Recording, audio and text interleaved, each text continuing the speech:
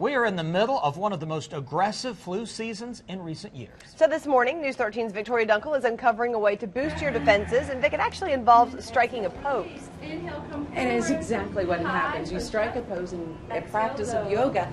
It actually really helps generate a healing ability in your bodies. That's what the science has been showing as they back this here. We're at Go Yoga Studios here in downtown Asheville.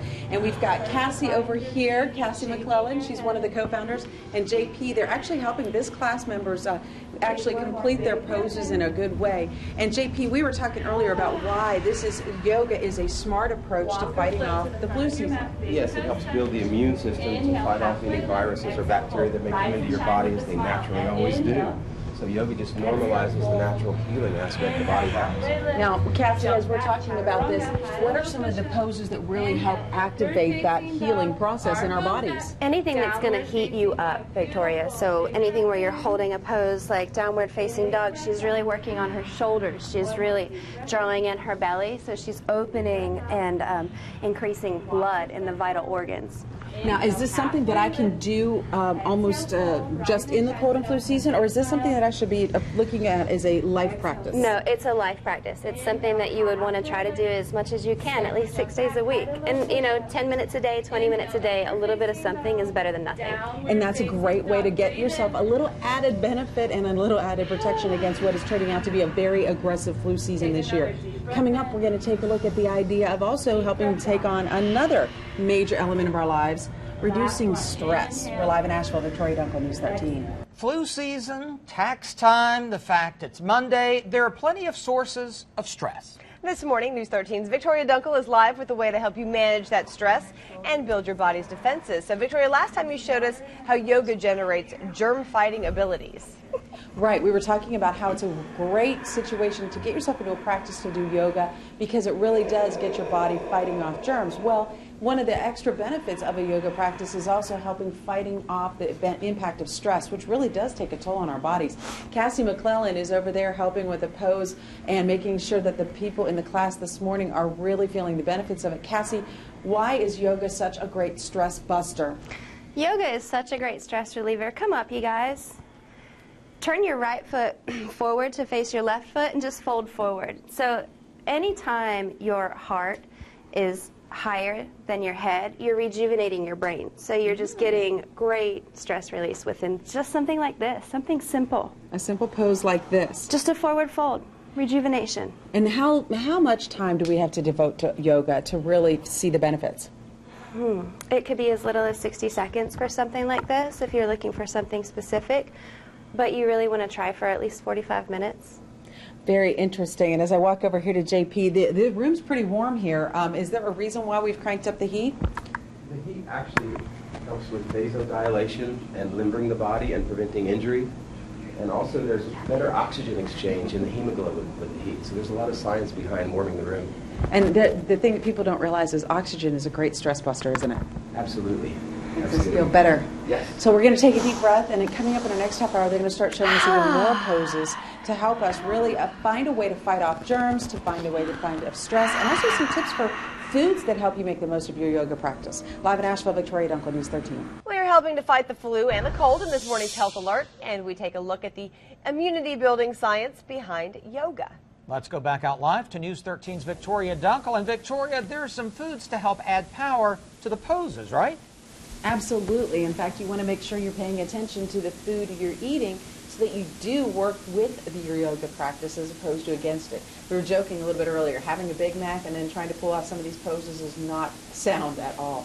But Cassie McClellan and I were talking about there are really some great approaches. When we start to feel like that maybe something's coming and trying to fight us and get us a cold or the flu, what are some foods we really want to start adding to our diet a little bit more? So absolutely add garlic and onions, and ginger is really great, turmeric really great, antifungal, antimicrobial, things you can juice and just put them directly into your body without taxing your digestive system with fiber. You were talking about how, going the juice route really is almost like an injection of this germ fighting. How does that work with our poses that we're working on here? How does that energize my pose to give me more of that immunity building effort? So if you're doing just a juice, like I said, you're not taxing your digestive system. So when you're in something like this, imagine if you had your Big Mac. Right. Imagine if you had your Big Mac. Would you fold this deeply? Would No you way. be able to? No. You have a so, brick in your stomach. Exactly. Exactly. So you're finding a way to make yourself light. Now, are there foods that really do work? I jokingly was, no offense to my McDonald's fans, but I was jokingly saying that. Are there foods that can actually work against our body's ability to really, energize itself through yoga? Yes. Processed foods are things that you want to avoid. Okay. So anything that's going to be, or you want to stay local, with You were your food, talking about local that. and fresh. Fresh is so important. Yes. Because Fresh. it actually keeps the energy of the food. Exactly. You've got energy in your food, you're plucking the fruit from the vine, and that energy that has the life force in it is going straight into your body. All right, you know what? Where I work and what I do, I'm out in the field, I'm at the station, we incubate all kinds of germs there. How about in our next half hour, you show me a few poses that I can pull off as I start my yoga practice I'd love to. to fight the flu. That's what we're going to do in the next half hour. Live in Asheville, Victoria Duncan, News 13. Well, today's Health Alert is focusing on the power of the pose. News 13's Victoria Dunkel has been showing us how yoga can help fight off the flu and other illnesses making us sick these days. Victoria, it kicks up our immune systems, right? Hey guys, I'm sorry, I didn't hear the last part of what you said. I was finding my zen. I'm doing one of the yoga poses here at Go Yoga. The class itself just wrapped up, so it's my turn to learn some ways to help get my immune system really working for me. Now, Cassie and JP have been showing me some of the poses. What's this one called? This one is just a simple legs up the wall.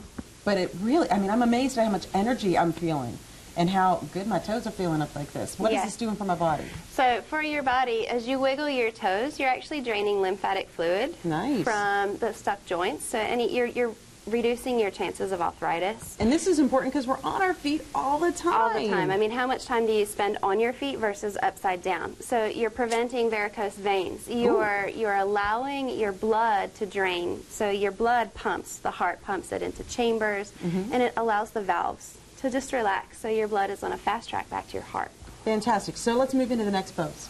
Let's draw your knees in, roll over to the side, and spin around so that you're facing. Okay. You'll come onto your mat, Okay. and you'll come all the way onto your back again. Okay, we're working with a few added things here like the Yes. milk boxes, so be careful too. Yes. Okay. So you'll come onto your back gently, and just draw right knee into your chest. Okay. And you're going to lay all the way down. Oh, okay. Take your right knee over towards me, and just twist to face that way. Oh, I love this pose. Yeah, so if you're feeling, like you've got something that's coming on, just breathe into it. And what you're really looking for is lengthen the spine, lifting up your rib cage, and just relaxation. So you're reducing your stress. And Can we get in one more quick pose? Normally you would Yes. not move this quickly between poses. yes. And the What's last our next one, one? you'll just come straight back, and maybe facing the camera upside down would be better, but your back will be on this pose. Right back. Okay. Just like this. So this will be in Okay. between your shoulders like a shark fin, Okay. and it's actually called fish pose. Thank you. And drop your heart, Okay. straighten your toes.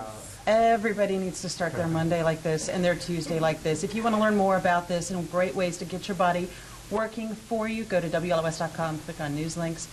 I'm going to stay here for a little bit longer. Deep breath. Namaste. Live in Asheville, Victoria Dunkel, News 13.